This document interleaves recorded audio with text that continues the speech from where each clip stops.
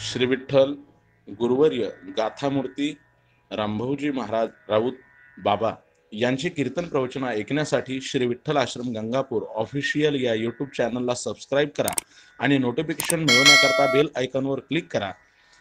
कीर्तन प्रवचनाला share, comment, like करायला नक्की विसरू नका. श्री विठ्ठल. वरदा हरी विठ्ठल. श्री ज्ञानदेव श्रीमंत श्री जगद्गुरु तुकाराम महाराज की जय.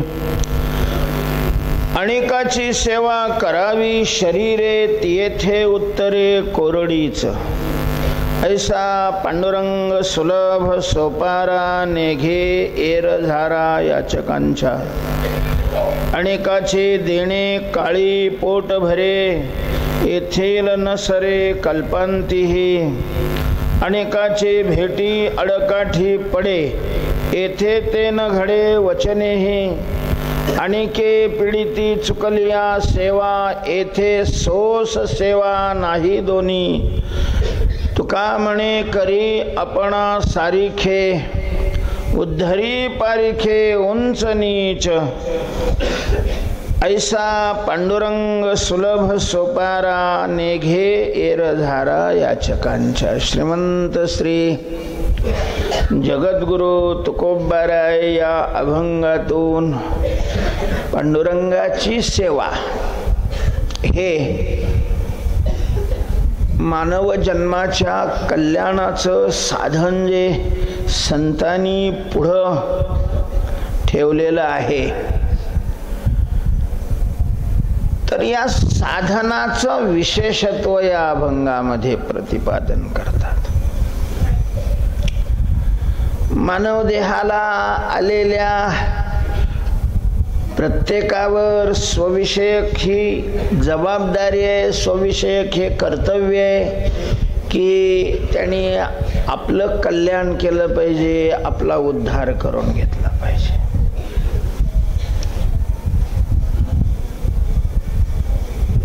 फार मोठी अशा प्रकारची ही जबाबदारी आहे महाराज आपल्यावर. आणि दुर्दैव आपलं हे आहे की आपण बाकीच्या जबाबदाऱ्या कटाक्षाने पार करतो.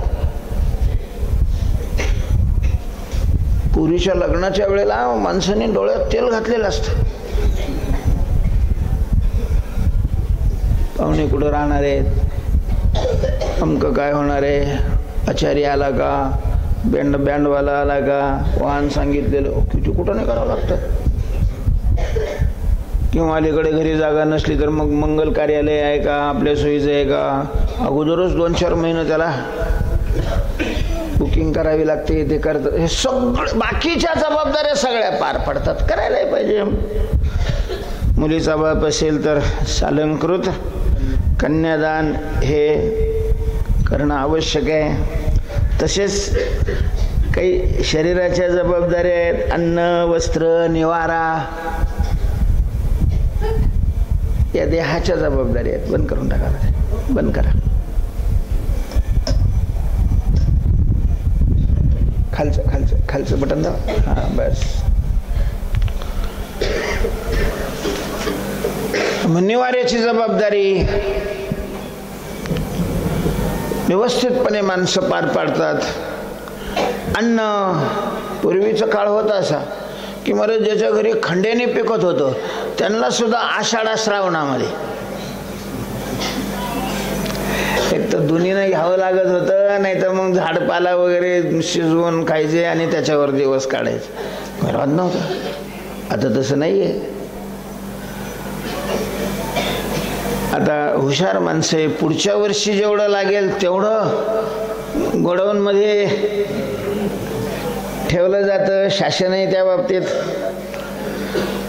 आता आपलं शासन आहे ना, जरी पश्चिम बंगालमध्ये घबाड सापडलं असलं मंत्र्याच्या घरी, सध्या बातम्यावर चालू आहे ना, 21 कोट काही लाख रुपये रोकड नुसतं असं धान्याची रास टाकावी तशा प्रकारची ती येडीला सापडली म्हणतात. पण मग हे तरी शेवट जनतेच्या कल्याणाकरताच त्यांनी हे केलेलं ना. लोकशाही आहे. तेव्हा लोकशाहीमध्ये लोकांच्या कल्याणाकडं, लोकांच्या आवश्यकतेकडं विशेष रूपाने लक्ष दिलं जातं. माणसंही सावध झालेले आहेत, तेही लक्ष देतात. म्हणजे इतर ज्या जबाबदारी आहेत, मुलाविषयी असेल, मरच किती डोळ्यात तेल घालून पोरांचं पुढं चांगलं व्हावं म्हणून आईबाप झटत असतात. नाही, त्याच शाळेत नंबर लागला पाहिजे, तिथं शिकला पाहिजे, परदेशात पाठवतात. सोपं आहे का? पोटचा गोळा परदेशामध्ये पाठवायला मनावर केवढं मोठं तरी दगड ठेवावं लागत असेल ना. पण जर पोराचं चांगलं होतंय, पोराचं कल्याण होतंय, आता कल्याण म्हणजे काय त्यांना माहित नसतो, भाग वेगळा. पण त्यांच्या दृष्टीने, त्यांच्या मान्यतेनुसार त्याचं कल्याण होतंय तर जाऊ दे, आपल्याला त्रास झाला तरी चालेल, त्याचा तो सुखी राहावा. परदेशात पोरं पाठवतात म्हणजे मुलाविषयीचं कर्तव्य सांभाळलं जातं, कुटुंबाविषयीचं कर्तव्य सांभाळलं जातं, शेतीविषयीचं कर्तव्य सांभाळलं जातं, नाही का? आपण नागरिक आहोत स्वतंत्र भारताचे, त्याविषयीचे माणसं मतदान वगैरे करतातच, नाही का? तसं हरामखोरच आहे या बाबतीत माणसं, कारण दान नाही करत. वास्तविक लोकशाहीमध्ये मत दान व्हायला पाहिजे, विकला नाही पाहिजे मत. विकत घेणारे आणि विकत देणारे, जसं कीर्तनाचा पैसा घेणारे आणि पैसा देणारे दोन्ही अधोगतीला जातात, तसं महाराज मताचा पैसा घेणारे आणि मताला पैसा देणारे असं कोणी अजून पुढे काढलं नाही शास्त्र. पण हे दोघंही अधोगतीला जायला पाहिजे, जाणार.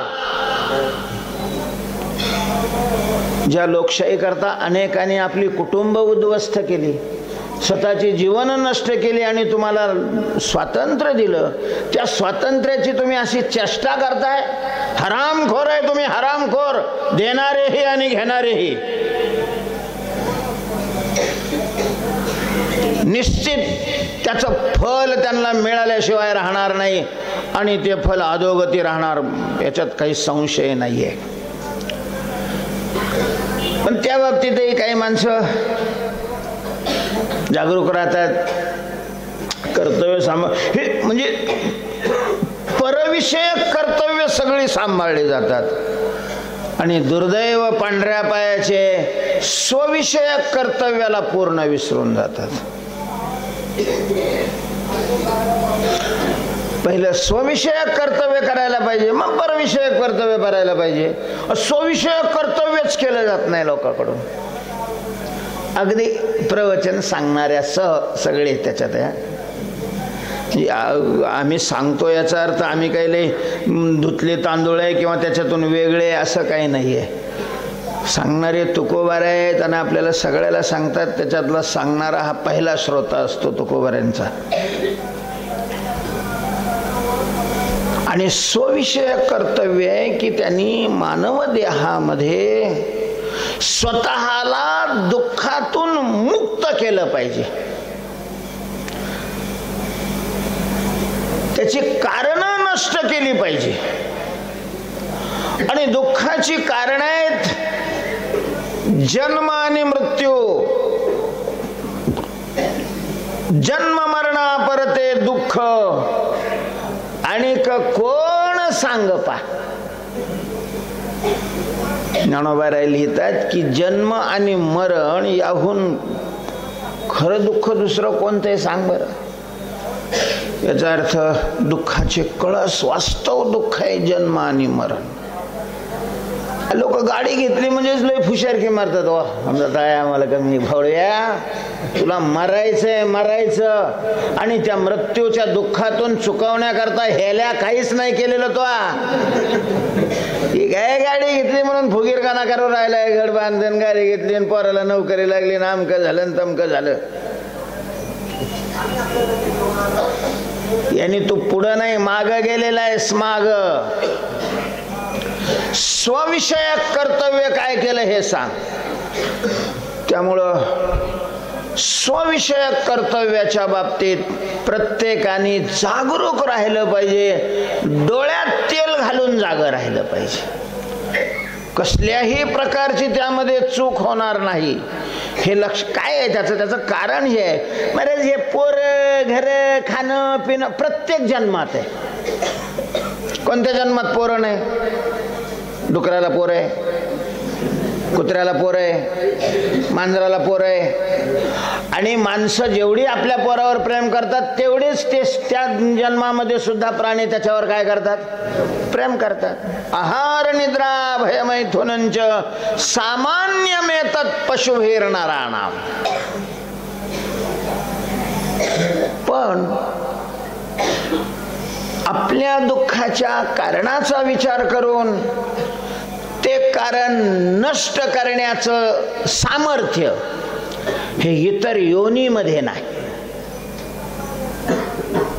दगड हाणला तर कुत्रा काय काय काय काय करत, पण बोयानं दगड आपल्याला का हाणला, कुणी हाणला याचा कधी विचार करतं का?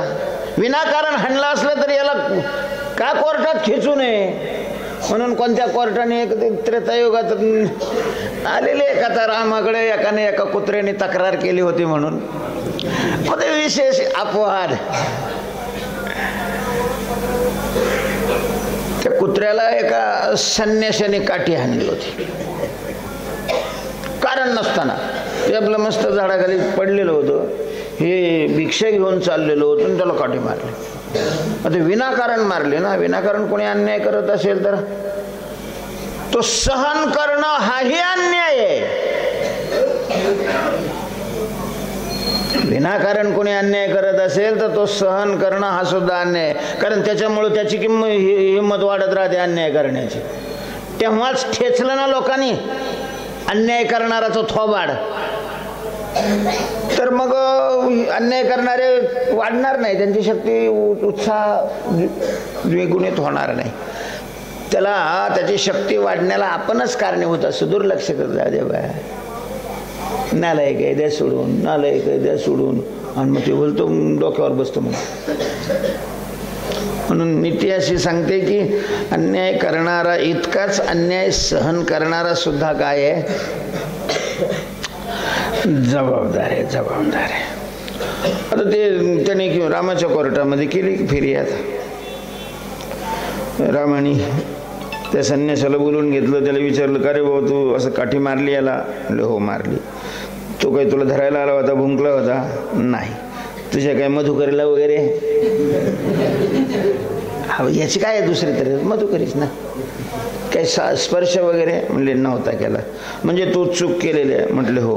मग आता याला शिक्षा काय करायची? त्याला विचारलं का रे बाबा हा कबूल आहे त्याने गुन्हा केला, त्याला शिक्षा काय करावी? त्यांनी सांगितलं याला आश्रमाचं महंत करा. हा नुसतं संन्यासी आहे ना, तर त्याला त्या आश्रमाचं काय करा? मठाधिपती. सगळ्याला काय आश्चर्य वाटलं, ही काही शिक्षा झाली होय? हे तर वरदान झालं. मठाधिपती व्हायला माणसं किती का प्रयत्न करतात, परिश्रम अशा प्रकारचे करतात. आपल्याकडे नव्हतं पण आता आपल्याकडे थोडंफार सुरू झालेलं आहे. मारतात एकामेकाला. आणि याने मठाधिपती करा अशा प्रकारचा शिक्षा कशी काय? मग त्याने खुलासा केला की मला हा कुत्र्याचा जन्म जो मिळाला ना, तो मी मठाधिपती होतो म्हणून असं.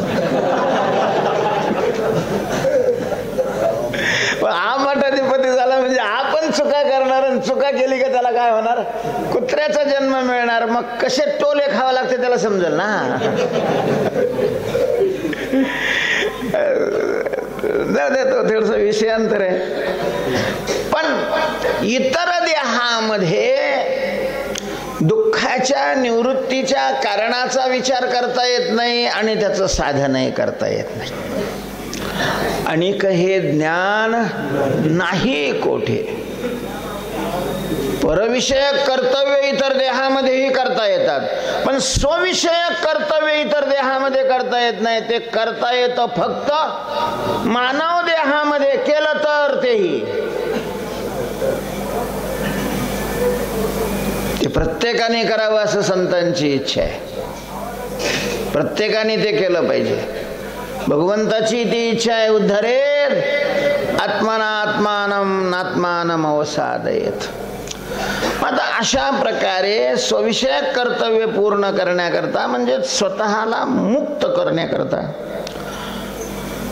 शास्त्रांनी संतांनी अनेक साधनं सांगितलेली आहेत. उपायाची नाही वाणी येत. उपायाची कमतरता नाही. वाणी म्हणजे ही वाणी धर्मशाळा नाही. त्या धर्मशाळेतले वाणी नाही, तिथं आता सप्ताह चालू आहे. आज सेवा बी आहे मला वाटतं तिथं, नाही का? तर ते नाही. वाणी म्हणजे उणीव, दुष्काळ, कमतरता. साधनाला कमी नाहीये, साधन करणाराची कमी आहे. साधनं कमी नाही आहेत महाराज. किती साधनं शास्त्राने सांगितलेले. अधिकार तैसा दावे याला मार्ग, अधिकार तैसा मार्ग दावे याला. अशी जी अनेक साधनं आहेत, त्यामध्ये कलियुगामध्ये ज्यांना जन्म प्राप्त झालेला आहे त्यांच्याकरता संतांनी पांडुरंगाची सेवा,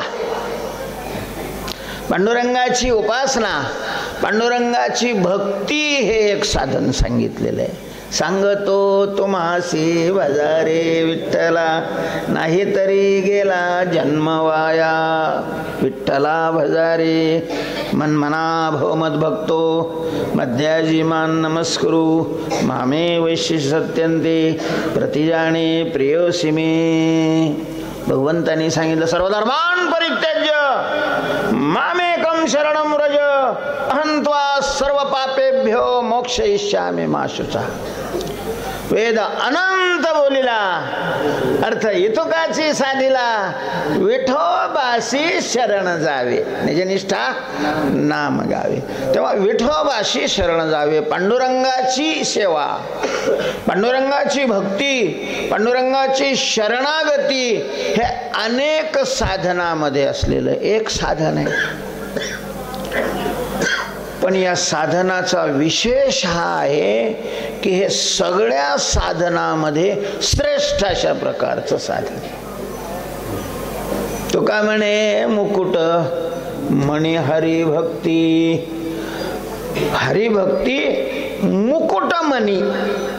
बाकीची साधनं मुकुटाच्या ठिकाणी, तर त्या मुकुटातला मणी म्हणजे हरिभक्ती आहे. भक्ती रे वगैरे अशी, भक्ती रे वगैरे अशी नारद महर्षींनी म्हटलेलं आहे की भक्ती ही श्रेष्ठ आहे, भक्ती ही श्रेष्ठ आहे. पण हे बोलणं तसं इतकं सोपं आहे असं नाही. कारण हे बोलणं म्हणजे मोठ्या मोठ्याच्या विरोधात बोलणं. आणि मग मोठे बोलतात तेच बोललं तर मग काय आपल्यावर जबाबदारी नसते. ते मोठ्याकडे जातं. ते भाऊ त्यांनी सांगितलं आम्हाला काय, तो करा मला सांगतात, आपल्याला काही ताणच नाही ना. कुणी काही आक्षेप घेतला की आम्ही म्हणतो का, हे कोण म्हणतंय, तो करा मला, जाय तिकडं.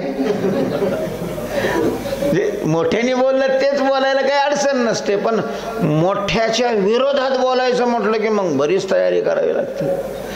बरं, भक्ती श्रेष्ठ आहे सगळ्या साधनामध्ये हे बोलणं वेदाच्याही विरोधात दिसते आणि देवाच्या विरोधात आहे. देवाने सांगितलेलं आहे ज्ञान श्रेष्ठ आहे, ज्ञान यज्ञ हा परंतप. काय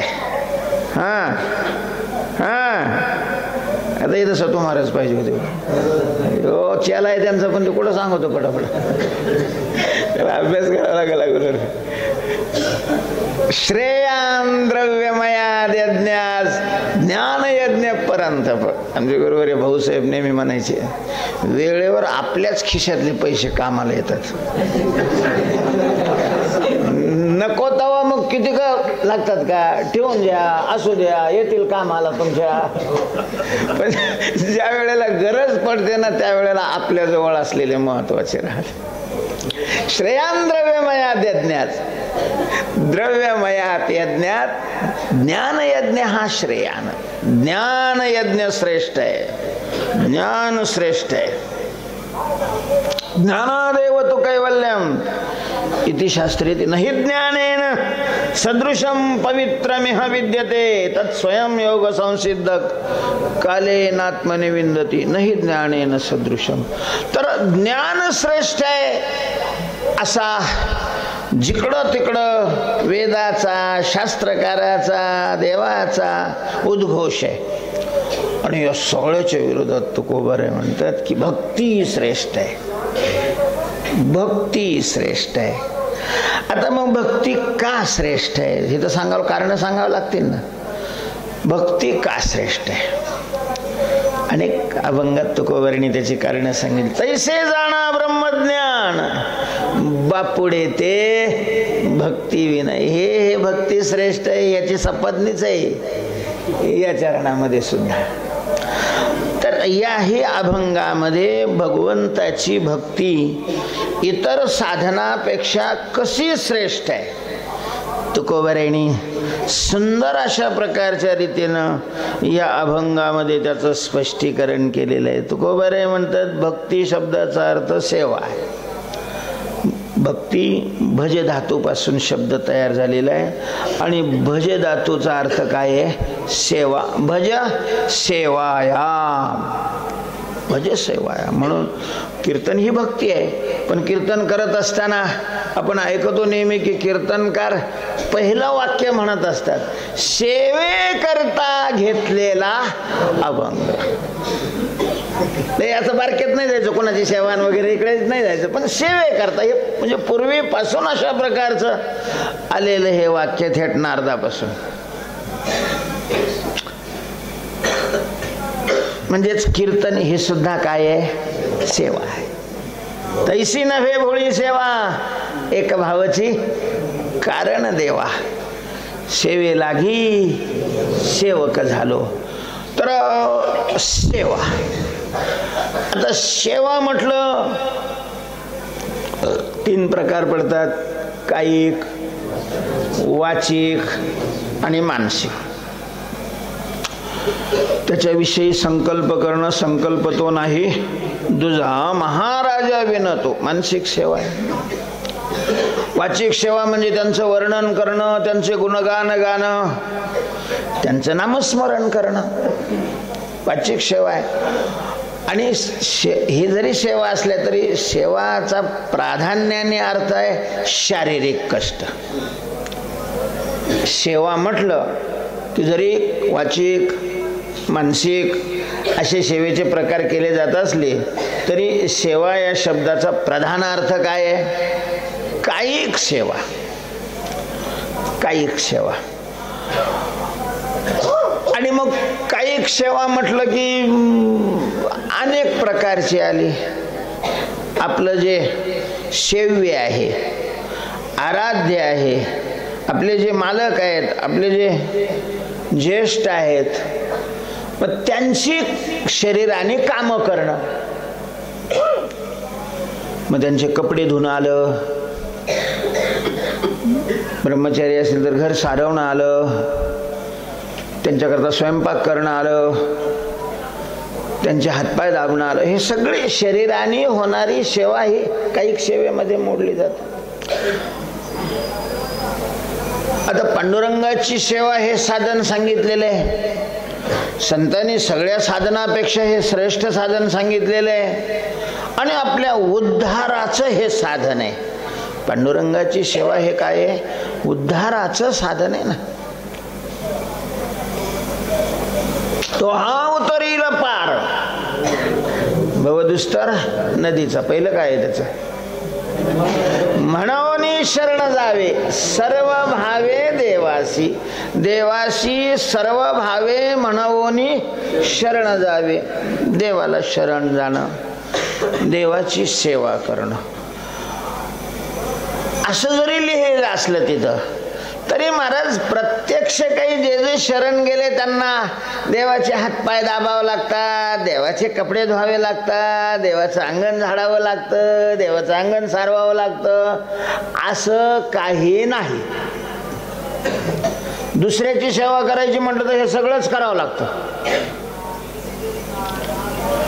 कारखान्यातले नोकर असले तरी चेअरमनच्या घरची सगळी कामं करावी लागतात. शाळेतला शिपाई असला तरी हेडमास्टरच्या घरी जाऊन डबा द्यावा लागतो, डबा आणावा लागतो. अनेकांची सेवा करावी शरीरे. इतराची सेवा म्हटलं की शरीर झिजवावं लागतं चंदनासारखं. इथं सेवा हा शब्द असला तरी कोरडा शब्द आहे हा. ती येथे उत्तरे कोरडीच. इथं उत्तर शब्दाचा अर्थ बोलणं.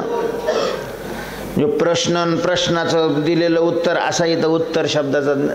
तुकोबारायांच्या गाथ्यामध्ये अनेक ठिकाणी हा शब्द आलेला आहे, उत्तर शब्द आलेला आहे. आणि त्या उत्तर शब्दाचा अर्थ म्हणणं असा आहे.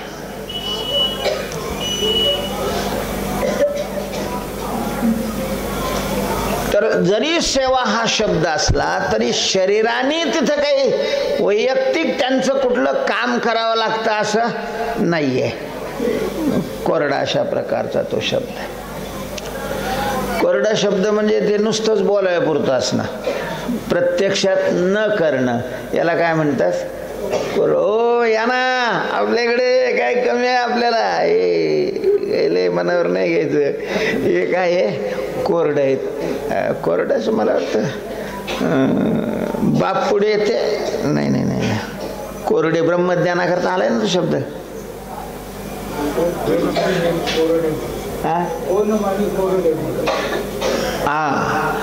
कोरडे आणि फिके बोल, कोरडे आणि फिके बोल,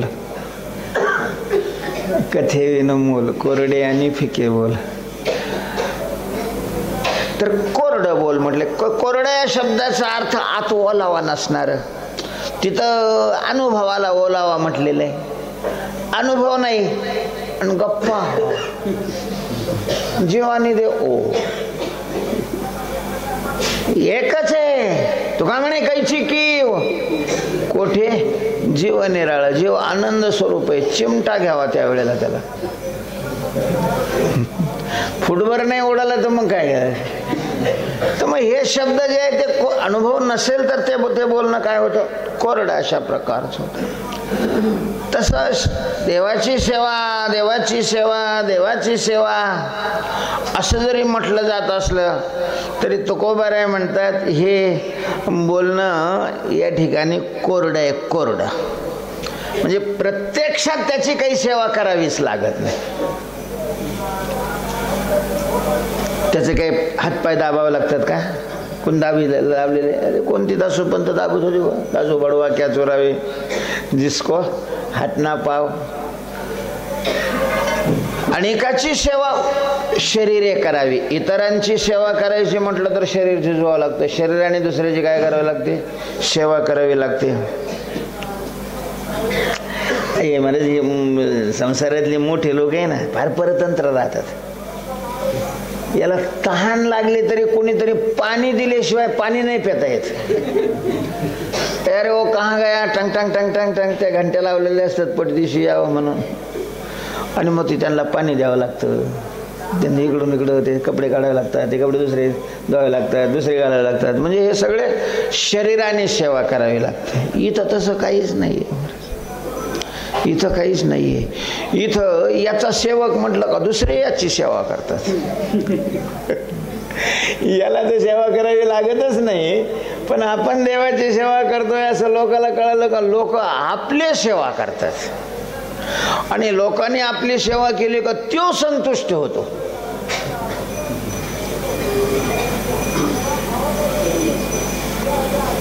जो वारकऱ्यामध्ये अशी एक गोष्ट सांगतात.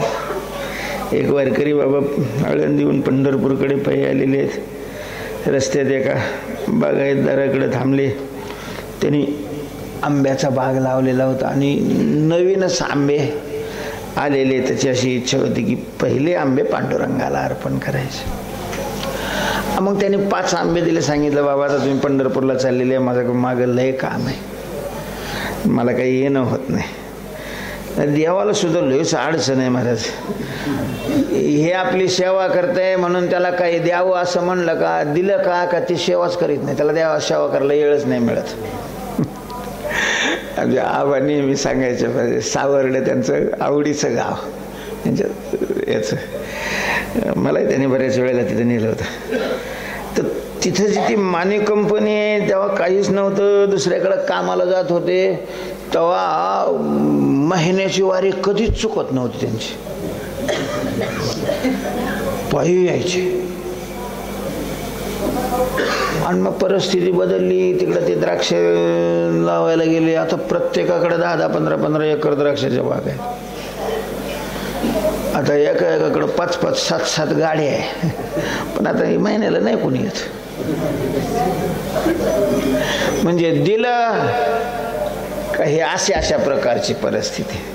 नाही द्यावं तर त्याच्यावर बोल येतात का इतके ते देवाचं काम करतात, हो काय करतो नुसताच लक्ष्मीपती म्हणून घेतोय, याला काय आहे का नाही. म्हणजे अशी दोन्हीकडून अडचण. त्याने आपले ते 5 आंबे दिले. वारकरी आलेले चालत चालत दशमीच्या दिवशी पार रात्री 11, 11:30 वाजले इथे यायला. ज्या मठामध्ये ते उतरत होते तिथल्याने जेवण झाली, सगळं जे होतं ते वाटून दिलं, कारण उद्या दुसऱ्या दिवशी एकादशी. सारवून वगैरे भांडे घासून ठेवलेले आणि झोपले. आणि तिथे गेले, पोटात काहीच नाही, आग पडलेली आहे. आता काय करता, दुकानं उघडी नाही, तिथं मठात काही तयार नाही, भूक तर खूप लागलेली आहे. मग त्यांनी पांडुरंगाची क्षमा मागून त्याच्यातले 3 आंबे खाल्ले आणि झोपले. दुसऱ्या दिवशी दर्शनाला गेले, 2 आंबे घेऊन गेले, पांडुरंगाला अर्पण केले. सांगितलं, देवा मी अपराधी आहे, तुझ्याकरता त्याने 5 आंबे दिले होते पण 3 मी खाल्ले, 2 तुला देतोय. आणि मग जाता जाता त्या याला बी सांगावं की बाबा असं असं झालेलं आहे. मोठी माणसं झाली चूक तरी ती चूक मान्य करतात. हा मोठ्याचा मोठे चूक मान्य करणं हा मोठेपणा आहे महाराज. चूक दाबून ठेवणं हा नीचपणा आहे, कनिष्ठपणा अशा प्रकारचा आहे. ते तिथे त्याच्याकडे गेले, नमस्कार रे बाबा तू आंबे दिले. हा महाराज काही सांगू नका, मला पांडुरंगाने येऊन सांगितलं की तू दिलेले 3 आंबे मला मिळाले म्हणून. अरे नाही मी देवाला 2, नाही नाही नाही नाही देव कसं काय खोटं बोलून, देवाने 3 सांगितले. याचा अर्थ असा आहे की त्या वारकरी बुवांनी जे खाल्ले ते देवाला पोचले. मी ऐकलेली कथा आहे, मला माहित नाही. देवा पुढे ठेवले ते पुजाऱ्याला पोचले.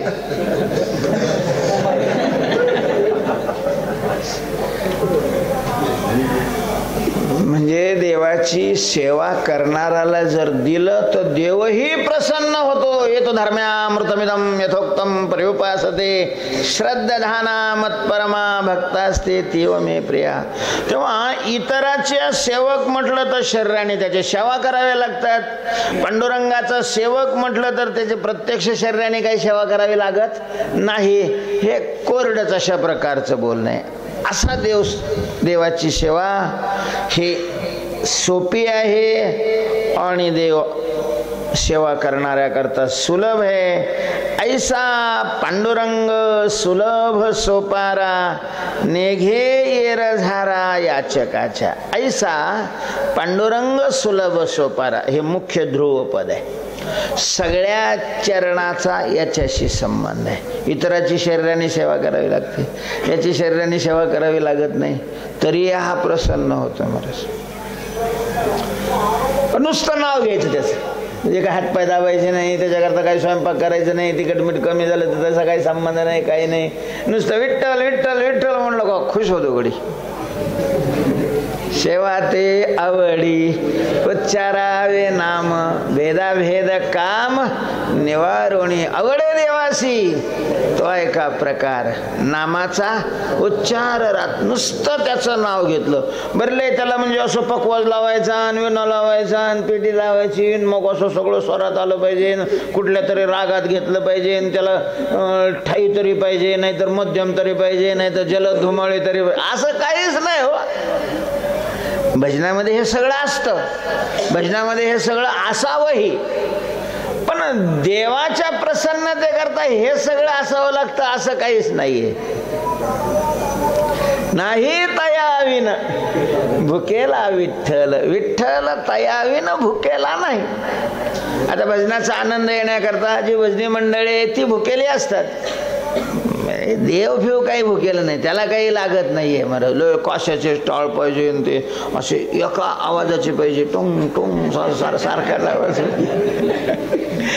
त्याला त्याच्याकरता काही नाही. गोपाळ महाराज सरळ सरळ हातात काय घेत होते? दगड. दगडाचे टाळ कोण त्यांचा नाद, गीती गाता छंद ताल नाही. होते अठ्ठाईत म्हणत होते, गुटका टाळ रीता टाळ 1 2 3 4. काहीच नाही.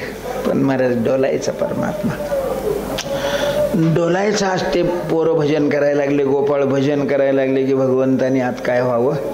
डोलत राहावं, डोलत. ऐसा पांडुरंग सुलभ सोपारा, अशी याची सेवा अतिशय सोपी आहे. आणि सेवा झाली का त्याची प्राप्ती होते. असा तो काय आहे? सुलभ आहे. महाराज ब्रह्मज्ञान सोपं वाटलं तुम्हाला? गप्पा हाणणं सोपं आहे ब्रह्मज्ञानाच्या. ब्रह्मज्ञानाचा अधिकारीच तो आहे की ज्याच्या अंतःकरणातले मल विक्षेप गेलेले आहेत आणि साधन चतुष्टय संपन्न आहे. ब्रह्मज्ञानाच्या आधी ग्रंथामध्ये पहिल्यांदाच ते लिहिलेलं असतं. विचारसागरामध्ये सुद्धा पहिल्याच तरंगामध्ये ते लिहिलेलं आहे. ब्रह्मसूत्राच्या आरंभी पहिलंच सूत्र आहे, अथातो ब्रह्मजिज्ञासा. आणि अधिकारच नसेल तर बाकीच्या पुढचं सगळंच निरर्थक आहे ना, बाकीच्याला काही अर्थच नाही ना. सोपं थोडी आहे.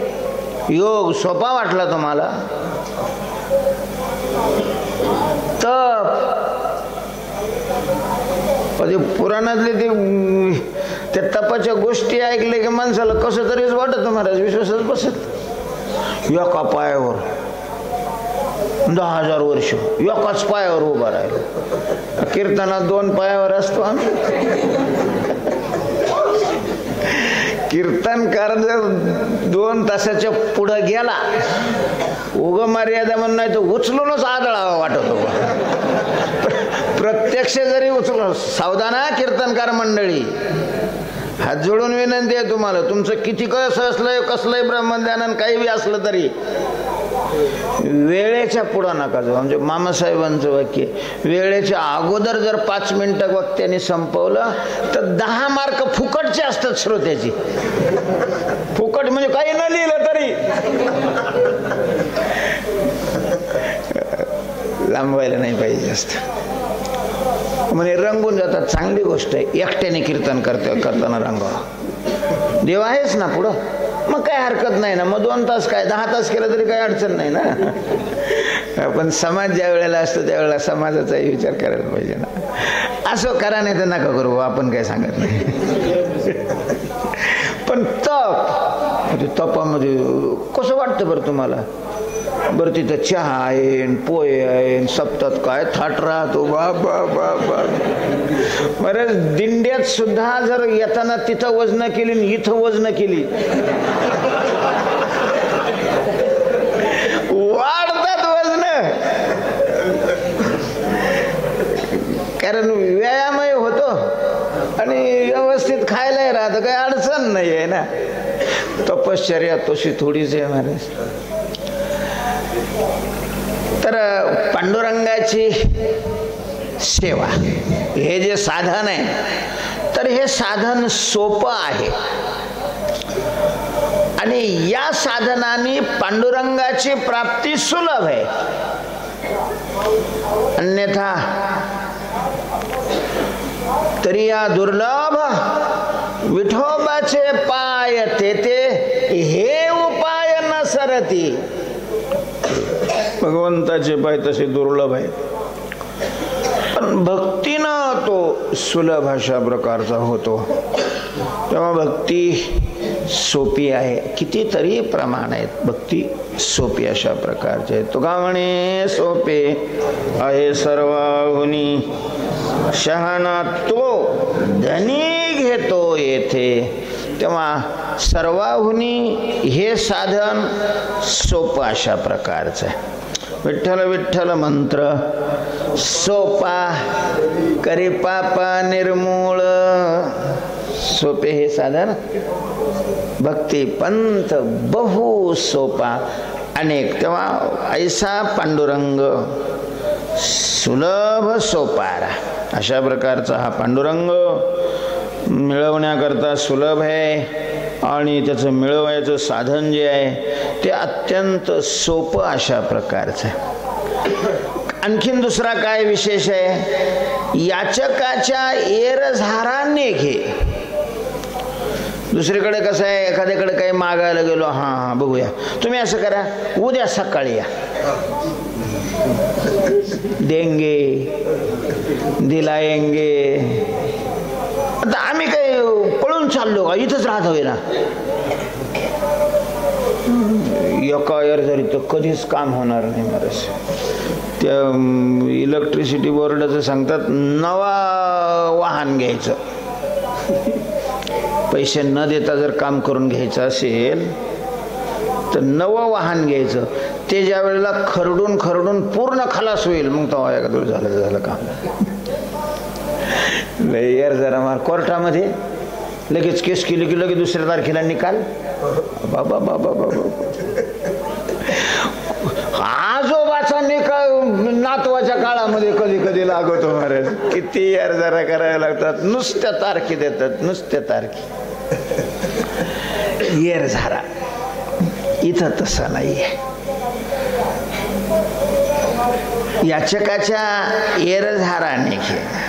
खरं तर याचकाला पुन्हा ये असं म्हणू नये.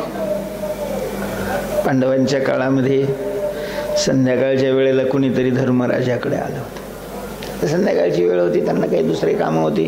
त्यांनी सांगितलं, बा उद्या सकाळी आम्ही सकाळी जे कोणी येतील त्यांच्या इच्छा पूर्ण करतो. त्यांचा दानाचा कार्यक्रम हा सकाळी असायचा. पण आता त्याला त्यावेळेस गरज होती, एवढं तोंड केलं, काय बोलता येतं मोठ्या पुढं. हिरमसून बाहेर आला, भीमदादा बसलेले होते. त्याने पाहिलं, अरे बाबा तुझा चेहरा पडलेला आहे. तो म्हणे, हा दादाने उद्या सकाळी बोलवलेलं आहे, मला तर आत्ता गरज आहे त्याची. आता दिलं नाही तुला? नाही ना, ठीक आहे थांब. त्या पांडवाच्या राज्यामध्ये आश्चर्य कोणाला काही वाटलं की त्यांनी ती घंटा वाजवायची अशी एक सोय होती वाटतं. आणि मग सगळ्या लोकांनी जमायचं आणि मग त्यांनी ते आश्चर्य सांगायचं. ज्यांनी जो घंटा वाजवायला सुरुवात केली, हे लोक जमले तरी नुसता उड्या मारू मारू घंटाच वाजवायचा. शेवट थांबवलं, त्याचा हात धरला, यार सांग ना काय झालं, काय याचं आश्चर्य वाटलं तुला? त्यामुळे आमच्या दादाने काळावर विजय मिळवला. आमच्या दादाला माहिती आहे की उद्या सकाळपर्यंत आपण जिवंत राहणार आहे.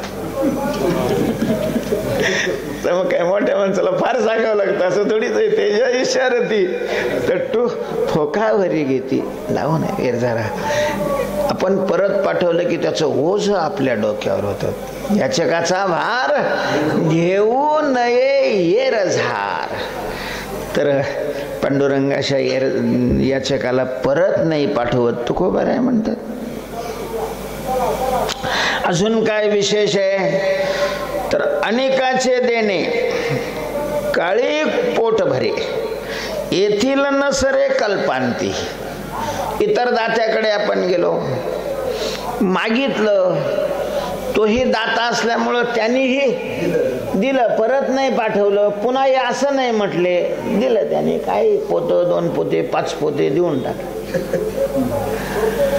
मग आता पोतभर जरी दिलं असलं, रोज 2 किलो जरी म्हणलं तरी ते किती दिवस जाणार? 50 दिवस. 50 दोन्ही 100 पोत म्हणजे 100 किलो. 50 दिवस जाईल. काही काळामध्ये पुरतं ते पुरेल. पुन्हा जसाच तसाच ना, जैसे ती. इथं नाही, इथं तसं नाही. इथला आणि दुसरीकडचा जमीन आसमानचा फरक आहे. इथं काय आहे, येथील कल्पांतीही नसरे. इथं या बाबाने एकदा दिलं, कल्प संपतो, दिलेलं नाही संपत.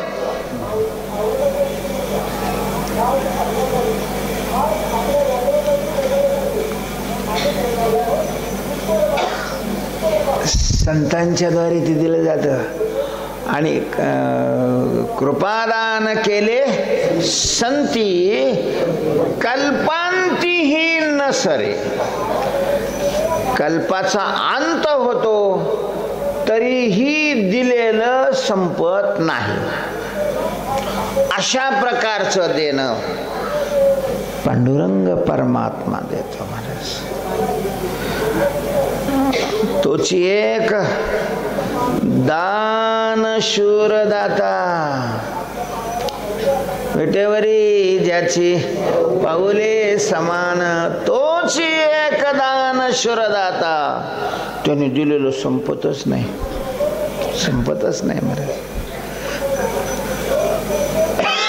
देवदेवनी उदार भक्ता देतो अमर पदे. नाही का, देव देऊन उदार आहे. काय कर देतो भक्ताला म्हटले अमर पद देतो. एकदा भगवंतांनी दिलं पुन्हा त्याला कधीही मरावं लागत नाही. काळी पिळे काही नाहीये, संवत्सराला काय, योग गेलं काय, कल्प गेले काय, काही संबंध अशा प्रकारचा नाही. कल्प संपतो, त्यांनी दिलेलं नाही संपत महाराज. भगवान अशा प्रकारचं कृपेचं दान करतात, अशी कृपा देतात की कल्प संपणं हा शब्दच नाही त्या ठिकाणी.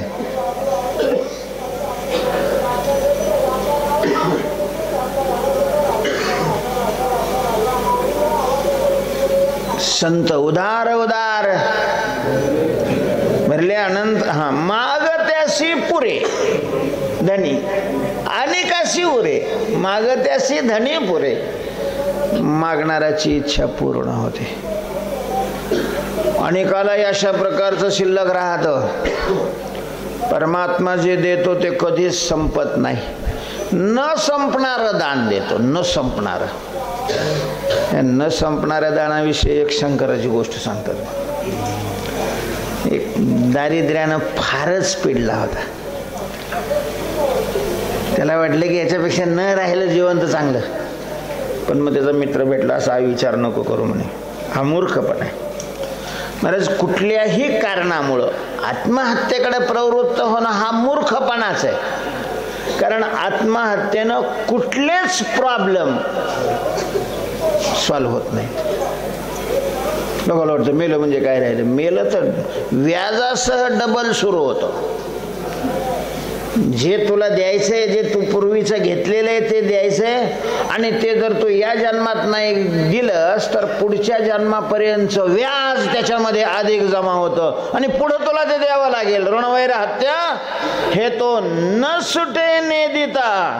त्यामुळं कुठल्याही कारणामुळं आत्महत्येकडं प्रवृत्त होणं हा नक्कीच शहाणपणा नाही. मग काय करावं म्हणे, असं कर तू शंकराची उपासना कर. आशुतोष भगवान आहेत आणि मग त्यांच्याकडून घे मागून. त्याला ते पटलं. शंकराच्या मंदिरात गेला. तर श्रावण महिना आलेलाच जवळ.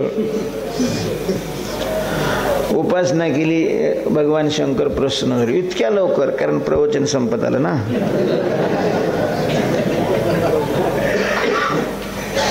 परमद्रोही बाबा, तुझ्यावर मी प्रसन्न नाही. माग, एकच माग, जे तुला मागायचं ते माग. त्याला वाटलं बा काय मागावं, 100 रुपये मागावे तर ते किराण्याला बी पुरायचे. काय मागावं. मग त्याच्या डोक्यात आलं, भगवंता न संपणारं दान द्या मला. ते काय नाही झालं पाहिजे, संपलंच नाही पाहिजे. ठीक आहे, आता एक माझा भक्त येईल, तो माझ्या पुढे जे ठेवील ते तू घे.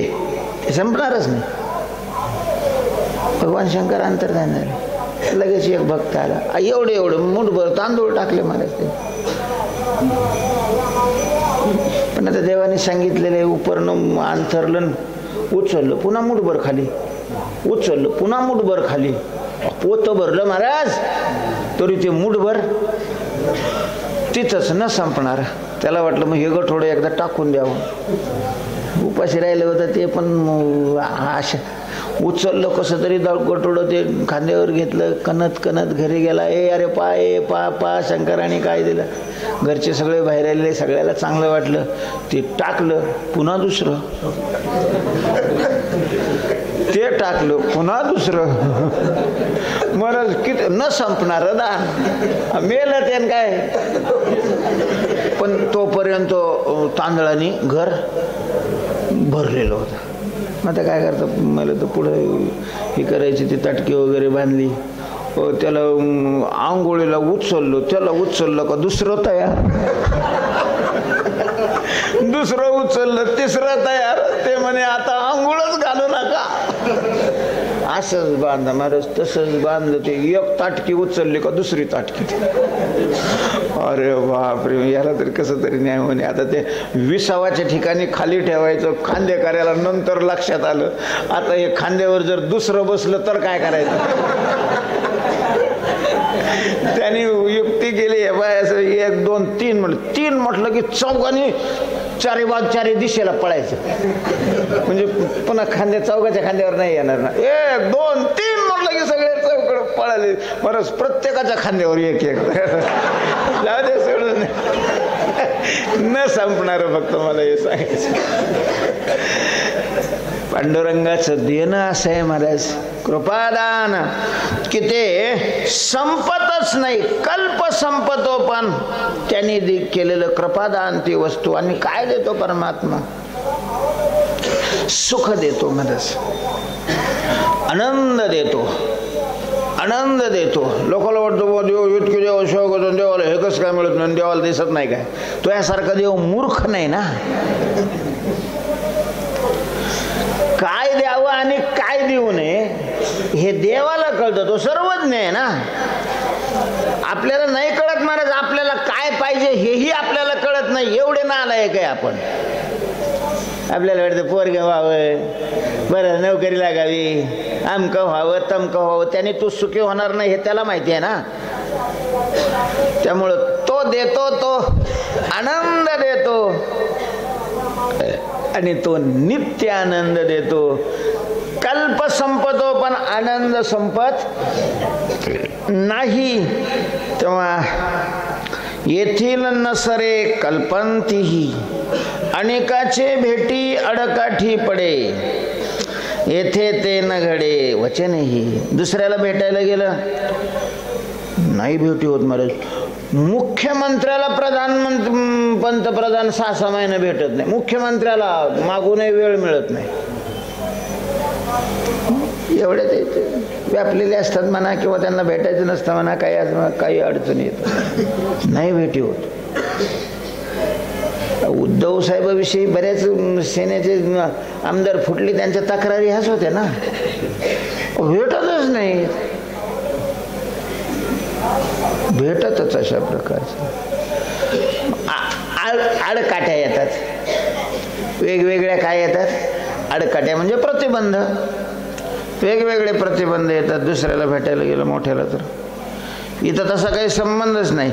इथं शब्दाचा सुद्धा काय होत नाही, प्रतिबंध होत नाही, तर बाकीच्याचा होत नाही. याच्यात काय विशेष आहे. अनेकाचे भेटी अडकाठी पडे, येथे ते न घडे वचनही. अनेके दंडी ती चुकली या सेवा. बाकीच्याची सेवा करायला आपण असलो आणि एखादी सेवा चुकली, चुकतेच. मला सगळ्यात सेवक धर्म अवघड आहे, सगळ्यात सेवक धर्म अवघड आहे. कारण ज्याची सेवा करायची त्याचा मन ओळखून त्याप्रमाणे करावं लागतं. थोडेफार काही चूक झाली का त्याला काय केला जातो, दंड अशा प्रकारचा केला जातो. अनेके दंडिती दंड देतात. सेवा चुकली अनेके दंड. त्या मंत्राचं असं आहे महाराज, ते मंत्राचा थोडाफार जरी चूक, म्हणजे स्वरात जरी चूक झाली, शब्दात नाही, अक्षरात नाही चूक झाली, उदात्त, अनुदात्त, स्वरित असे त्याच्यात 3 प्रकार आहे. त्या उदात्ताच्या ऐवजी अनुदात्त म्हणला गेला. त्या यज्ञ केला होता इंद्राला मारणारा पुत्र व्हावा म्हणून. वृत्रास नाही, वृत्रासुराच्या बापाने.